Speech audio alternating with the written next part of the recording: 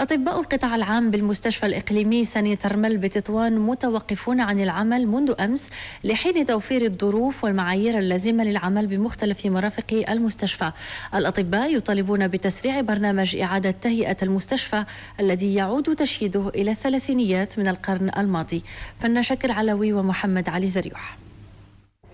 الصور هي لبعض المرافق الحيوية بالمستشفى الإقليمي ساني ترمل بتطوان، جدران مهترئة وقاعات عملية تفتقر للمعايير الصحية الدولية والوطنية، ظروف دفعت بالأطباء العاملين بالمستشفى للتوقف عن العمل لحين تسريع إصلاح هذه المرافق. كانت وعود على انه غيتبنى مؤسسه صحيه جديده للاقليم، حتى شي حاجه هادشي ما كاين. دونك الاطباء حاضرين كيطلبوا بتوفير للمعايير العلميه والظروف العمل اللي تضمن سلامه المريض وسلامه العاملين بالقطاع، لان كيف كتعرفون ولات متابعات قضائيه اللي سببها مضاعفات اللي ممكن يكون السبب ديالها هي الظروف اللي فاش كيخدموا العاملين بالقطاع.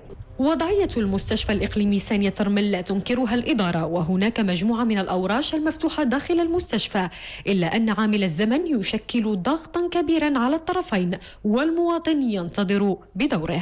المستشفى عبارة عن ورش مفتوح فيه عدة أوراش.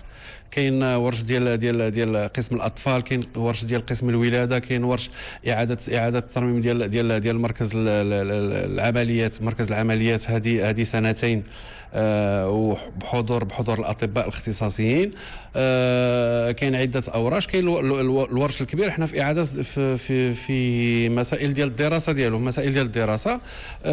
لان المستشفى قديم من بدايه الثلاثينات والدراسه ديالو جد معقده.